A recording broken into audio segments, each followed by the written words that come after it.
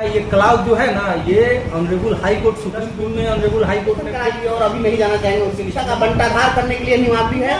बिहार सरकार यह आप राजनीति का अखाड़ा बनाना चाहे। शहरी क्षेत्रों में पदस्थापित शिक्षिकाओं के लिए ग्राम भ्रमण, ग्राम दर्शन योजना है यह। और 10 सरकार जो है टीचर में कास्ट क्रीड पैदा विद्यालय में बहुरंगी शिक्षक, उन्होंने भविष्य में स्थानांतरण के लिए फिर से कमेटी को पुरुष हैं उन लोगों के लिए मातृ परित्यक्तता का अधिकार पत्र है। हम इस नियमावली का पुरजोर प्रतिकार करते हैं और इसके सारे लीगल एस्पेक्ट पर हम लोग विचार करते हुए आगे प्रोसीड करेंगे। स्थानांतरण से संबंधित जो नियमावली लाई गई है, अधिसूचित की गई है, इसकी अधिसूचना के बाद पूरे बिहार में शिक्षकों के बीच तरह तरह के संशय और ऊहापोह की स्थिति है। कई जगह से विरोध और समर्थन के स्वर है। हमसे भी लोगों की अपेक्षा है कि आखिर जो भी उलझे हुए सवाल हैं, इन सवालों को कैसे सुलझाया जाए और इसके क्या लीगल इसके व्यू हो सकते हैं। इन तमाम चीजों पर बात करने के लिए हम हैं माननीय उच्च न्यायालय के विद्वान अधिवक्ता आदरणीय नलिन कुमार जी के साथ बात करेंगे इस स्थानांतरण नियमावली पर और पूरी पड़ताल करेंगे, पोस्टमार्टम करेंगे इस पूरे नियमावली की। हम यह जानना चाहते हैं कि राज्य सरकार ने जिस प्रकार से नियमावली लाकर यह तय कर दिया है कि पुरुष शिक्षकों को अपने गृह अनुमंडल से बाहर जाना होगा और पूरे राज्य के शिक्षकों ने सोशल मीडिया पर जबरदस्त विरोध किया है कि 10 ऐसे जिले हैं जिसमें जमुई, बांका, लखीसराय, शेखपुरा, शिवहर, अरवल, जहानाबाद और किशनगंज, ये 8 ऐसे जिले हैं। इन 8 जिलों में एक ही अनुमंडल है। तो एक अनुमंडल वाले जो जिले हैं, तो इन 8 जिले के लोगों का तो ये जिला बदल स्थानांतरण होने जा रहा है। ये किस प्रकार की नियमावली है? ये सभी शिक्षकों को जिला से बाहर करने की नीति आप किस दृष्टिकोण से देखते हैं? ये स्थानांतरण के लिए नीति निर्धारण किया गया है। इसमें कई सारी त्रुटियां अभी भी है, त्रुटियां हैं और कई सारे इसमें जो कंडीशन लगाए गए हैं वो कंडीशन एक तरह से टॉर्चरस है टीचर के लिए। उस पर सरकार को ध्यान देने की जरूरत है। शिक्षक भी एक प्रखंड में यदि अपने स्थानीय प्रखंड में भी रहते उससे भी कोई खास फर्क नहीं पड़ता। एटलीस्ट उन्हें कम से कम समीपवर्ती प्रखंड में तो रखा जा सकता था, बट सब डिवीजन से बाहर करना ये तो सीधा हुआ कि किसी को 50, 60, 70 किलोमीटर दूर भेज देना, क्योंकि टीचर के लिए टॉर्चरस होगा। आपका ये अटेंडेंस का सॉफ्टवेयर के थ्रू आपका जो है अटेंडेंस का चल रहा है प्रक्रिया, तो उसमें टाइम फॉलो करना, टाइम एग्जैक्ट कोशिश करते ही हैं टीचर, लेकिन कई बार क्या बड़े बड़े अधिकारी, आप जाइए, क्या डीएम साहब हैं, कमिश्नर साहब हैं, बड़े बड़े अधिकारी क्या एकदम घड़ी देख के वो टाइम से ऑफिस चले जाते हैं। करके पुरुष टीचर के लिए पॉलिसी तो एकदम टॉर्चरस है। बेचारे पुरुष टीचर को तो सरकार ने लगता है एकदम उसके साथ सौतेला व्यवहार कर दिया। शिक्षक हो गए तो खैर और बात ही क्या है। और इसमें विकल्प दिया गया है कि 10 विकल्प आपको चुनने होंगे। जो विशिष्ट शिक्षक बने हैं उनके लिए तो जिला आवंटित कर दिया गया है। तो ये 10 विकल्प कहाँ से देखिए, 10 अनुमंडल एक जिला में कहाँ से आएगा? इस नियमावली में जो दे दिया गया है कि 10 विकल्प आपको चुनना है, तो अगर अनुमंडल की बाध्यता होगी तो 10 अनुमंडल विकल्प में चुनेंगे। अब जिला आवंटित कर दिए, कैसे होगा? देखिए, इस मामले में इनका जो पॉलिसी है उसका कंडिका 2 आइएगा, 2 का रोमन 10 है। 10 में शिक्षकों से स्थानांतरण पदस्थापन का विकल्प प्राप्त किया जाएगा।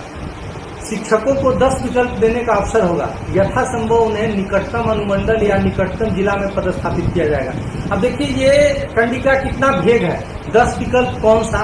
10 विकल्प 10 विद्यालय का विकल्प मांग रहे हैं या 10 अनुमंडल का विकल्प मांग रहे हैं या 10 जिला का विकल्प मांग रहे हैं, ये क्लियर नहीं है। उसके अलावा सक्षमता में तो ऑलरेडी ये लोग जिला अलॉट कर चुके हैं। अब तो उसमें था कि जिनको गृह जिला मिल चुका है वो तो गृह जिला में ही रहना चाहेंगे, और जिनको कई महिला शिक्षिकाओं को भी गृह जिला नहीं मिला है सक्षमता में, दूसरे जिला जाना पड़ा है, तो होना ये चाहिए था कि उनको गृह जिला लाने का सरकार को व्यवस्था करना था, तो वो नहीं हो पाया इसमें। तो ये अपने आप में यहाँ भेग है और ये त्रुटिपूर्ण प्रतीत होता है। इस पर सरकार को स्पष्ट करना, एक्सरसाइज करना चाहिए सरकार को इस पर। और एक सबसे गंभीर बात, सरकार ने इस स्थानांतरण पॉलिसी के जरिए यह तय कर दिया है कि स्कूलों में जो शिक्षकों की पोस्टिंग होगी वह 30 और 10, मतलब 30% तैयारी वाले होंगे, विद्यालय अध्यापक होंगे, 30% विशिष्ट शिक्षक होंगे, 30% उसमें नियोजित शिक्षक होंगे और 10% जो है वह मूल शिक्षक संवर्ग के लोग होंगे। मतलब प्रत्येक विद्यालय में बहुरंगी शिक्षक होंगे। या व्यवस्था भी बनाने की बात की गई, इस पर बताइए क्या करना चाहेंगे। देखिए, एक तरह से सरकार जो है टीचर में कास्ट क्रीड पैदा कर रहा है। ये 4 तरह के टीचर होते हैं, लेकिन पता नहीं सरकार किस सोच से काम कर रहा है कि ये 4 तरह के शिक्षक का कैटेगरी बना दिया है। इससे तो एक मनसा लगता है कि हर स्कूल में ये जो है स्कूल राजनीति का अखाड़ा सरकार बना देगी। आखिर ये 4 तरह का टीचर कंसेप्ट आखिर सरकार का क्या है, ये तो क्लियर ही नहीं हो रहा है। और आखिर कौन सा ये इनको लॉजिक इसके पीछे नजर आया कि एक स्कूल में 30 और 10 का रेशियो ये ले लिए। आखिर इसके पीछे क्या रेशनल है? सब कोई आप क्या मानते हैं? किस टीचर के विषय में आपकी क्या सोच है? ये तो पिक्चर बिल्कुल क्लियर नहीं हो रहा है। ये सब चीज अपने आप में काफी भेदभावकारी लग रहा है। जो अनुपात बनाया गया है उस अनुपात में शिक्षकों की उपलब्धता उस संवर्ग में है या नहीं, यह भी अभी तक तो क्लियर नहीं है। राज्य में जितने 77,000 विद्यालय हैं, तो उस 77,000 विद्यालयों के लिए इनके पास में क्या रेगुलर टीचर हैं? हाई स्कूल में कितने रेगुलर टीचर हैं आपको मूल संवर्ग वाले शिक्षक? देखिए, कहाँ से लाएंगे 10? प्राइमा फेसी तो ये लग रहा है, ये पढ़ने से प्रतीत हो रहा है कि ये रूल्स फ्रेम करने में किसी भी स्टेक होल्डर से, मतलब संबंधित शिक्षकों से या शिक्षक ग्रुप संगठन से किसी से कोई भी राय मशवरा नहीं किया गया है। यदि किया भी गया है तो उसको ठंडे बस्ते में डाल दिया गया है।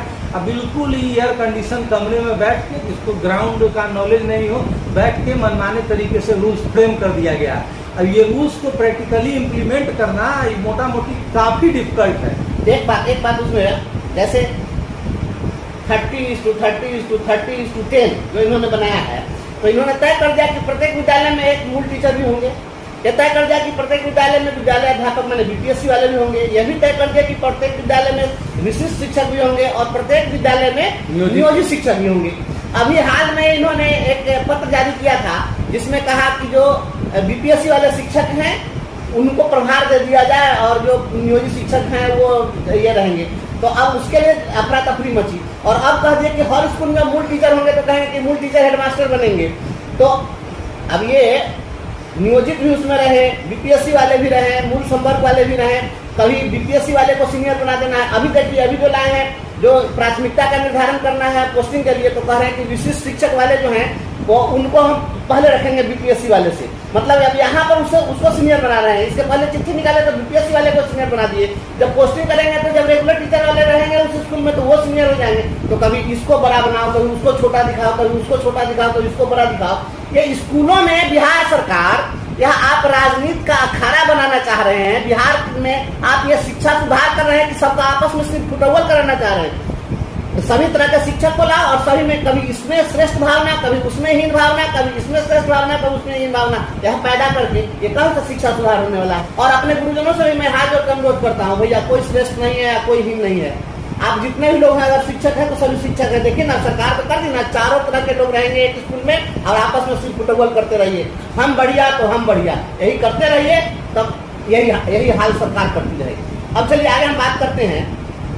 कहा गया है कि जो भी लोग जिस नियोजन इकाई में पदस्थापित है उनका नियोजन इकाई बदल दिया जाएगा। अब नियोजन इकाई बदलने की बात है, अगर कोई पंचायत में अगर बहाल है कोई, या शिक्षिकाओं के संदर्भ में बात कर रहे हैं कि अगर कोई शिक्षिका है और वह किसी पंचायत में अगर वह बहाल है तो उसके नियोजन इकाई को ये बदल देंगे। तो जो पंचायत शिक्षिका है वह दूसरे पंचायत में चली जा सकती है, लेकिन जो प्रखंड शिक्षिका होगी उसको उसके लिए प्रखंड बदलना पड़ेगा। अब उसको पंचायत बदलेंगे। अब जो नगर क्षेत्र है, नगरीय क्षेत्र में, शहरी क्षेत्र में क्या करेंगे, ये शहर वाले को कि जो लोग शहर में हैं उनको गांव में भेजेंगे। तो पटना जैसा जो शहर है, पटना बड़ा शहर है, अब पटना में जितनी भी नगर शिक्षिकाएं थी तो ये सभी गांव में जाएंगी। अब सभी को तब बदल करके, तो ये माननीय मुख्यमंत्री जी और शिक्षा मंत्री जी और हमारे शिक्षा विभाग के जो अपर मुख्य सचिव महोदय हैं, ये स्थानांतरण नियमावली लाए हैं कि शिक्षिकाओं के लिए ग्राम दर्शन योजना लाए हैं। ये तो ग्राम दर्शन योजना की तरह है, बताइए इसमें क्या होगा। नहीं, इसमें जो है ना थोड़ा समझने की क्लेरिफिकेशन की जरूरत है।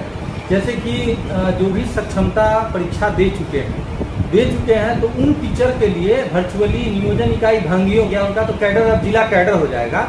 तो लेकिन पोस्टिंग में महिला टीचर का ये ख्याल रखना है कि वो चाहे पूर्व में प्रखंड शिक्षक रही हो या पंचायत शिक्षक, वो अपने पंचायत में नहीं रहेंगी, न मायके के पंचायत में रहेंगी, न ससुराल के पंचायत में रहेंगी, और न ही जिस पंचायत में उनका विद्यालय है, 3 पंचायत उनको छोड़ना पड़ेगा। 3 पंचायत के अलावा दूसरा पंचायत में वो जा सकती है। महिला शिक्षिकाओं के लिए ये प्रावधान किया गया है। और पुरुष का तो खैर अनुमंडल ही चेंज कर देना है, क्योंकि काफ़ी टॉर्चरस है। और जहाँ तक शहर का लिया गया, शहर का संदर्भ, जैसे पूरे शहर को एक इकाई मान लिया गया है। तो जैसे पटना का उदाहरण दिए, तो पटना काफ़ी दूर में फैला हुआ शहर है। पटना ही क्या, आपका मुजफ्फरपुर हुआ, गया हुआ, भागलपुर हुआ, इस तरह के बड़े सिटी जो है वो काफ़ी दूर में फैले हुए हैं। इवन ऐसे सिटी में सिर्फ महिला शिक्षिकाओं का यदि वार्ड भी बदल दिया जाता, एक वार्ड से दूसरे वार्ड में उनका कर दिया जाता, वो भी काफ़ी होता। पर पता नहीं सरकार किस मानसिकता से सोच रही है कि अब पटना के महिलाओं को पटना से उठा के गाँव में कर दीजिएगा तो उनके लिए पूरे पटना क्रॉस करके फिर ग्रामीण एरिया में जाना उनके लिए मुश्किल होगा, और ग्रामीण एरिया के महिलाओं को वहाँ से लाके पटना रख दीजिएगा तो उनको वहाँ से वहाँ आने में दिक्कत होगा। तो ये सब कुछ चीज परेशानी है, सरकार को इस पर ध्यान देनी चाहिए। सरकार खास करके उनके ऑफिसर से निवेदन है कि वो कृपया अपने थोड़ा सा ईगो को साइड करें और स्टेक होल्डर को आमंत्रित करें। इस नियमावली में एकदम स्पष्ट रूप से कई सारी त्रुटि है, और यदि चाहते हैं कि हाँ कुछ सुधार हो, कुछ अच्छे से इम्प्लीमेंट हो, तो स्टेक होल्डर्स की सुने। बिना सुने इसका त्रुटि का निराकरण नहीं होगा। कई सारा त्रुटि ऐसा है कि आप कागज पर बना लिए हैं, जब इसको इम्प्लीमेंट कीजिएगा ना तो आपको पता चलेगा कि किस तरह का गड़बड़ी अचानक से शिक्षा व्यवस्था में पैदा हो गया, संभालना मुश्किल हो जाएगा। तो ये सब त्रुटि इसमें एकदम क्लियर है। और सरकार ने जो नियमावली बनाई है, इस नियमावली में एक बात है कि शिक्षिकाओं को उनके जो भी वैकल्पिक जो उनके पंचायत होंगे उसमें उनकी पोस्टिंग हो जाएगी, तो वह अपने परिवार के साथ रह सकती हैं। लेकिन जो अगर पति पत्नी दोनों शिक्षक हैं तो पति जाएंगे अनुमंडल से बाहर, तो 8 जिले के जो लोग हैं पति चले गए जिला से बाहर। और अब पत्नी जो है क्या करेगी उस स्थिति में? तो अगर पति पत्नी में से कोई एक अगर नौकरी में है, पत्नी अगर नौकरी में है और पति नहीं है, तब तो वह पति के पास जा सकती है। लेकिन पति और पत्नी दोनों नौकरी में है तो उस स्थिति में क्या होगा? पति तो चला जाएगा अपने जिला से बाहर, अनुमंडल से बाहर, और पत्नी जो है पंचायत बदल के आसपास में रहेगी तो कहाँ जाएगी? और अगर पति के पास जाना होगा तो फिर उसको भी अपना अनुमंडल बदल के ही वहाँ जाना पड़ेगा। देखिए, इस सब पर राज्य सरकार का पूर्व से भी समान प्रशासन विभाग का पत्र वगैरह है। पति पत्नी के ग्राउंड पर ट्रांसफर होते रहा है, और ऑनरेबल पटना हाई कोर्ट के द्वारा भी कई बार डायरेक्शन दिया गया है। कई शिक्षक या कई दूसरे कर्मी भी पिटीशन फाइल करते हैं, रिट पिटीशन ट्रांसफर के लिए, और फेवरेबल ऑर्डर आता है। तो इसमें ऐसा कुछ नहीं है कि जहाँ पति ही पोस्टेड हो वहीं पत्नी जाए, या पत्नी पोस्टेड है वहाँ पति जाए, ऐसा कोई बंदिश नहीं है। ठीक, बट है कि उसको सरकार को सहानुभूतिपूर्वक कंसीडर करना है।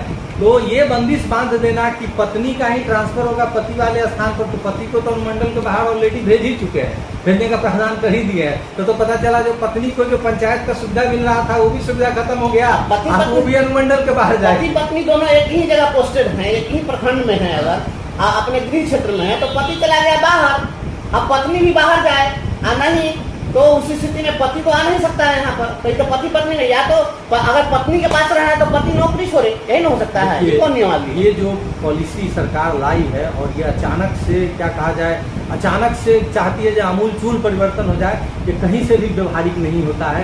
इस पर कुछ पत्र भी है समान प्रशासन विभाग का, कार्मिक विभाग का, तो ट्रांसफर पोस्टिंग किया जाए तो कितने % का किया जाए, ताकि किसी सपोज दैट किसी कार्यालय या किसी स्कूल से अचानक से आप सारे स्टाफ को बदल दीजिए, सारे टीचर को हटा दीजिए, तो वहाँ बिल्कुल अव्यवस्था का स्थिति आ जाता है। तो उस पर पत्र है कि कितने % का ट्रांसफर आप कर सकते हैं मैक्सिमम एक बार में।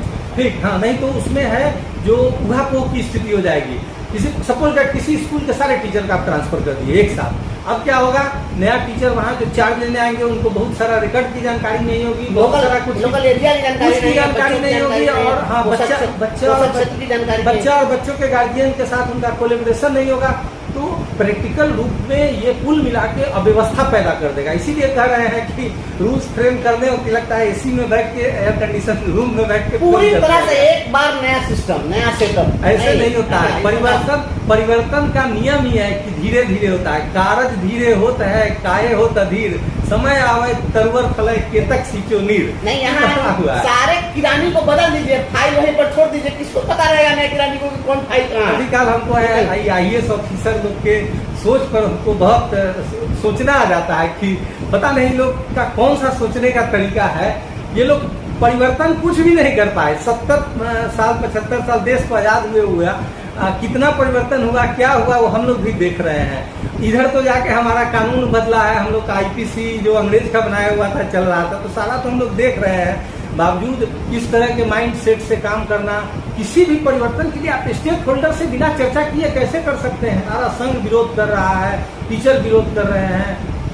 ये बहुत दुखदायक है बिहार के एजुकेशन सिस्टम के लिए। नहीं, वो तो ये भी तय हो गया है कि लिख दिया इन्होंने कि धरना प्रदर्शन करने वाले, जो भी आंदोलन करने वाले लोग होंगे उन लोगों को प्रमंडल से बाहर भेज दिया जाएगा, काला पानी की सजा। अच्छा, तो इनका ये क्लाउज जो है ना, ये honourable high court supreme court में टेस्ट होने लायक है। ऐसा नहीं है, इनका पूर्व का भी कई नियमावली को डस्टबिन में ऑनरेबल हाई कोर्ट ने फेंक चुका है। ये भारत के संविधान को पलट देंगे। आर्टिकल जो हम लोग को फंडामेंटल राइट पार्ट 3 में मिला हुआ है कॉन्स्टिट्यूशन के, वो आर्टिकल 19 का वायलेट कर देंगे।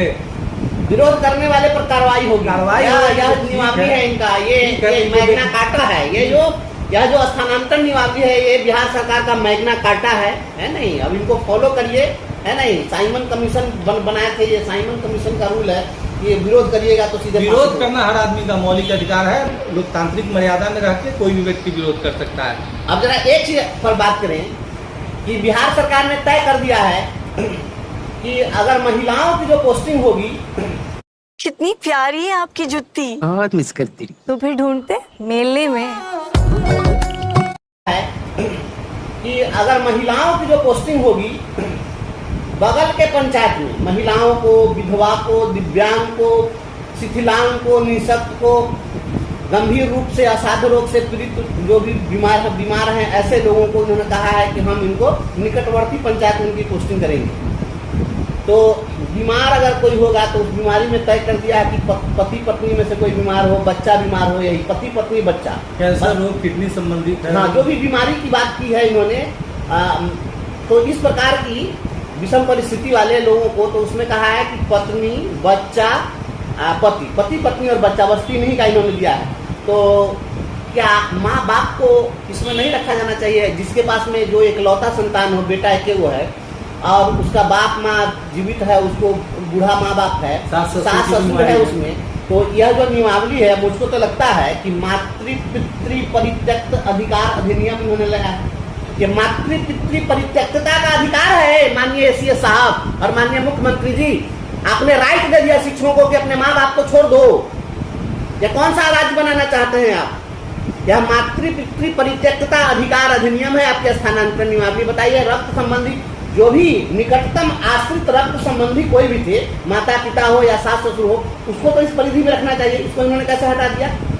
देखिए, बीमारी के ग्राउंड पर जो सरकार रिलैक्सेशन दी है, वो रिलैक्सेशन बीमारी के ग्राउंड पर पर्याप्त नहीं है। जब आप खुद मान रहे हैं कि वो फिजिकली हैंडीकैप है या गंभीर बीमारी से ग्रसित है, कैंसर है, हार्ट डिजीज है या किडनी डिजीज है गंभीर, तो उनके लिए आपको पंचायत का भी बंदिश नहीं रखना चाहिए। उनको वहाँ रिलैक्सेशन मिलना चाहिए। ठीक है, महिलाओं का आप पंचायत से बाहर कर दिए, ठीक है, महिलाओं में उसको ठीक है, उसका ज़्यादा कोई विरोध नहीं कर रहा है उसका, लेकिन ये जब आप मान रहे हैं खुद की हैंडीकैप्ड है या गंभीर रोग से ग्रस्त है, तो इनको फिर पंचायत से बाहर करने का ये चीज उसमें ह्यूमैनिटेरियन ग्राउंड पर एकदम कहीं सही नहीं। उसमें पुरुष को इन्होंने नहीं दिया, पर महिला को दिया। नहीं, पुरुष को भी ये मिलना चाहिए, पुरुष के साथ भी भेदभाव नहीं होना चाहिए। तो भेदभाव पुरुष के लिए है इसमें। बीमारी के ग्राउंड पर भेदभाव कीजिएगा तो आर्टिकल 14 में भी टेस्ट हो जाएगा। कल जो है कटिहार जिले के एक शिक्षक ने मुझको मैसेंजर पर मैसेज किया कि सर, मेरा जो अनुमंडल है वहाँ से दूसरा अनुमंडल का क्षेत्र जो है वो 90 किलोमीटर की दूरी पर है, और मैं इकलौता हूँ अपने परिवार में, मेरे 90 वर्ष के पिताजी हैं, हम सब क्या करेंगे? तो बताइए कि अगर पुरुष है तो उसको माँ बाप का तो दिया ही नहीं है बीमारी के आधार पर, तो पुरुष क्या करेगा उस स्थिति में? तो माँ बाप को छोड़ के क्या करे? ये मातृ परित्यक्तता अधिकार पत्र है या क्या है ये नियमावली? क्या होगा? देखिए, सरकार एकदम अव्यवहारिक रूप से इसमें काम कर रही है। होना चाहिए कुछ, किया जा रहा है कुछ। अब टीचर से आप अपेक्षा कीजिए, एक चीज समझने की है, टीचर और क्लर्कियल जॉब, ऑफिशियल जॉब, दोनों दो नेचर का जॉब होता है। टीचर का जो जॉब होता है वो टीचर को सोसाइटी में रहना है, सोसाइटी से उसका अच्छा कोलेब्रेशन होना चाहिए, बच्चों से, बच्चों के गार्जियन से। और टीचिंग जॉब एक दूसरे तरह का जॉब है, क्रिएटिव जॉब है। इसको सेम उसी प्रशासनिक डंडा से इसको ट्रीट कीजिएगा तो कहीं ना कहीं समस्या आना है। उसके अलावा रहा पोस्टिंग करने का सवाल, इतना दूर पोस्टिंग यदि अनुमंडल से बाहर 90 किलोमीटर बता रहे हैं, यदि कीजिएगा तो वो टीचर ढंग से काम कर पाएगा। आप अपने जिला मुजफ्फरपुर जिले में देखिए ना, मुजफ्फरपुर जिले का जो 1 नंबर पंचायत होगा, मुझको लगता है अहियापुर होगा, साहेबगंज का, जो केसरिया के नजदीक है, और ये पश्चिमी अनुमंडल में है। इनको अगर पूर्वी अनुमंडल में भेजा जाएगा तो वहाँ से मुजफ्फरपुर के मुख्यालय की दूरी 70 किलोमीटर होगी। अगर केवल मुख्यालय की बात करें तब, अब इनको अगर भेज दिया जाए गायघाट तो क्या होगा, तो 150 किलोमीटर दूरी पर। अनुमंडल का जो प्रिंसिपल लिया गया है वो बिल्कुल अव्यवहारिक प्रिंसिपल है। ये इस पर सरकार को विचार करना चाहिए, नहीं तो असंतोष बना रहेगा। ठीक है, आप पावर में है, आपके पास पावर है, आप जो चाहिए जो करिए, कर ही रहे हैं, किसी का सुन नहीं रहे हैं, लेकिन जो चीज गलत हो रहा है उसका तो विरोध होगा ही होगा। और ये स्थानांतरण नियमावली में इन्होंने एक बात और लिखा है कि जो बीपीएससी से जो बहाल शिक्षक हैं, जो जहां हैं उनका जबरन स्थानांतरण नहीं होगा, वो जहां हैं वहां बने रह सकते हैं। लेकिन जो विशिष्ट शिक्षक हैं वो उनका स्थानांतरण होगा। तो अभी तक के नियमावली से तो प्रतीत होता है कि उनको जबरन सरकार हटाएगी। नहीं तो वो उसका तो देखिए, उनका तो पूर्व में जो के पाठक थे, अब उनका क्या काम करने का स्टाइल प्रक्रिया था किसी से छुपा हुआ है नहीं। तो के पाठक किस हेस्ट में फैसला लेते थे, तो उनके द्वारा उस समय जो वो नियमावली बनवा के और पास किया गया, उसमें वो जानबूझ के क्लॉज छोड़ा गया कि विशिष्ट शिक्षक आप उसी दिन से बनिएगा जिस दिन से स्कूल में ज्वाइन कर लीजिएगा, नए स्कूल में, नए पदस्थापित विद्यालय में। वो तो जान के वहाँ पेच फंसा के गए हैं, और सरकार का मंशा भी वही है। मतलब विशिष्ट शिक्षक बनना है तो आपको आवेदन करना ही पड़ेगा, यह बाध्यता है। तो आपको स्कूल में जाना पड़ेगा, अलॉटेड स्कूल में तो अप्लाई करेंगे तभी, मतलब कि आप वहाँ पर रुकने, अगर रुके हैं अप्लाई क्या, वेरिफिकेशन तक हो चुका है इन लोगों का। अच्छा, जो वेरिफिकेशन करा लिए और अभी नहीं जाना चाहेंगे उनके लिए नहीं आना चाहेंगे तो इस पर सरकार क्या व्यू लेता है। यदि अभी कोई शिक्षक रिटर्न में दे दे कि हम आपका जो आपके तरफ से विशिष्ट शिक्षक का जो हम लोग को कंडीशन लगा जा रहा है हमको स्वीकार नहीं है और अपना दावा हम वापस लेते हैं, तो सरकार क्या इस पर निर्णय लेती है, इस पर कभी कुछ स्पष्ट नहीं है। लेकिन हमको लगता है अपना दावा को वापस लेने का अधिकार तो सुरक्षित कानूनी रूप से है ही। यदि कोई ले ले तो हमको नहीं लगता है सरकार दंडात्मक कार्रवाई कर पाएगा, करेगा तो निश्चित रूप से कोर्ट माननीय न्यायालय इसमें हस्तक्षेप कर देंगे। ऐसे जो विशिष्ट शिक्षक के दर्जे की बात है, तो नए विद्यालय में योगदान की तिथि से ये कह रहे हैं, योगदान कराना सरकार की जवाबदेही थी। तो इस पर तो इन लोगों को विशिष्ट शिक्षक का दर्जा तो उसी डेट से मिलना चाहिए जिस डेट में ये पास कर गए। निश्चित आपने सरकार ने क्राइटेरिया बनाया कि मेरा सक्षमता परीक्षा पास करो, शिक्षक पास कर गए तो पास कर गए। अब पोस्टिंग करने में आप फेल कर गए, पूरी तरह से फेल कर गए, तो आप फेल कर गए तो उसका सजा शिक्षक को क्यों? तो उसी दिन से सारा लाभ राज्यकर्मी का मिल जाना चाहिए।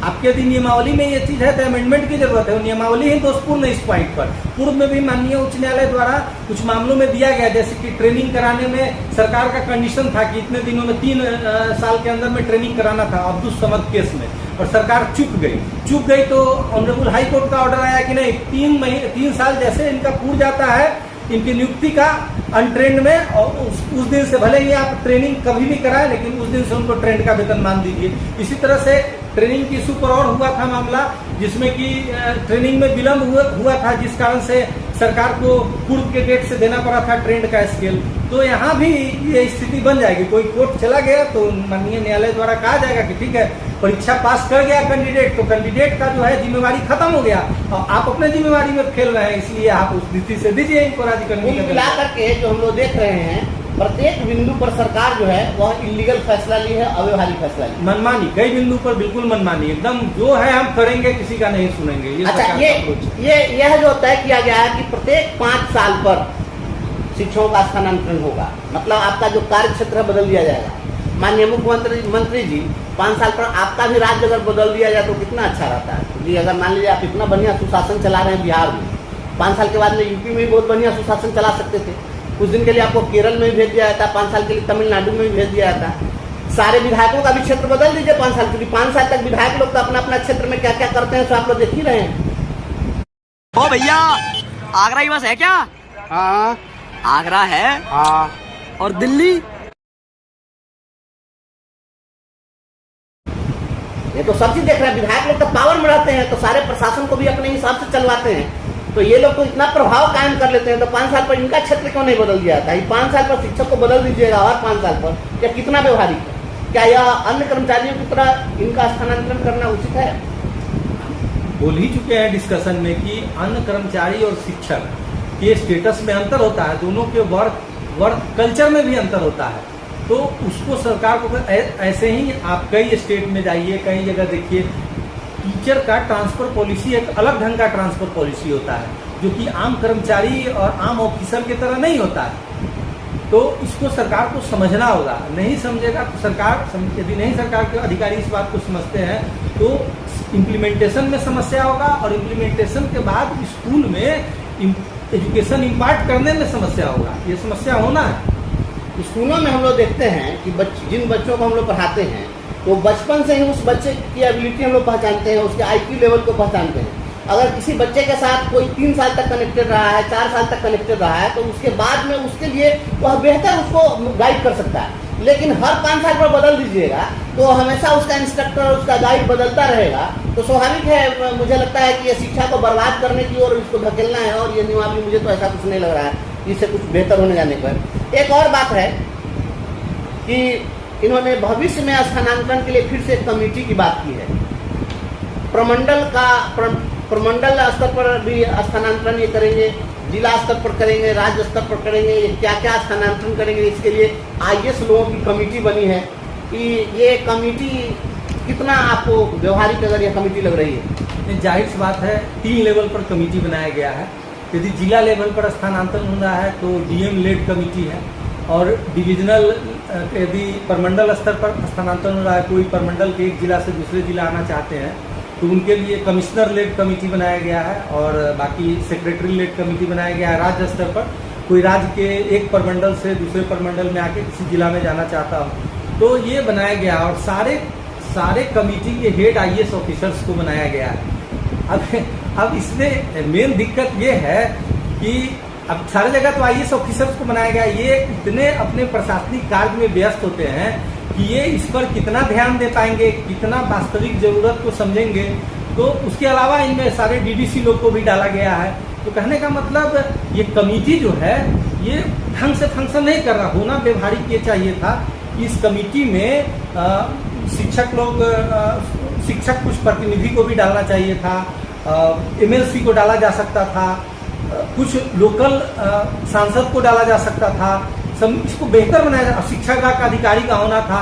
अब IAS ऑफिसर का जो कार्य शैली होता है वो बिल्कुल दूसरे ढंग से कार्य करते हैं। उनका कार्य शैली जो होता है बिल्कुल प्रशासनिक खनक वाला होता है, वो बहुत लिबरल सोच नहीं रखते हैं, और व्यवहारिक ग्राउंड पर क्या जरूरत। इसीलिए देखिए, कहीं भी कोई शोध संस्थान होता है, हमारा DRDO है, ISRO है, उसके हेड IAS ऑफिसर्स तो नहीं होते हैं जनरली, क्योंकि सरकार भी समझती है कि वहाँ बैठा देने पर क्या नतीजा होगा शोध संस्थान का। चलिए, और सॉफ्टवेयर की बात हुई है कि पोस्टिंग जो होगी सॉफ्टवेयर तो होगी। कई बार जो सॉफ्टवेयर बना वो सॉफ्टवेयर बनते बनते करप्ट कर गया। ये सॉफ्टवेयर कितना आपको लग रहा है सक्सेस होता है? इस सॉफ्टवेयर का अपने आप में एक रहस्य है। इस सॉफ्टवेयर सरकार का 5 वर्षीय योजना भी नहीं, ये कौन सा योजना है? पिछले बार भी नियमावली में था, नियमावली 20 में नियोजित शिक्षकों का सॉफ्टवेयर बनते रह गया। जब भी सचिवालय से संपर्क करिए तो सॉफ्टवेयर तैयार हो रहा है। हमको तो एकदम क्लियर लगता है कि सॉफ्टवेयर है ना, किसी इशू को लटकाने का क्लियर फंडा है कि एकदम काम हो ही नहीं पाए। चलिए, बहुत बहुत धन्यवाद। जो पूरा माजरा है और पूरी जो नियमावली है कानूनी रूप से, व्यवहारिक रूप से बिल्कुल गलत है। हाँ, एक चीज में कह सकते हैं कि शिक्षिकाओं को जो स्वैच्छिक दिया गया है आसपास में, तो उनको कुछ लाभ होता दिख रहा है। इसके अलावा पूरे शिक्षा का बंटाधार करने के लिए नियमावली है। और कुल मिलाकर के मेरी नजरों में शहरी क्षेत्रों में पदस्थापित शिक्षिकाओं के लिए ग्राम दर्शन योजना है यह। और जो पुरुष हैं उन लोगों के लिए मातृ परित्यक्तता का अधिकार पत्र है यह। अपने माँ बाप को छोड़ दीजिए, इसके लिए सरकार ने राइट दे दिया है। हम इस नियमावली का पुरजोर प्रतिकार करते हैं और इसके सारे लीगल एस्पेक्ट पर हम लोग विचार करते हुए आगे प्रोसीड करेंगे।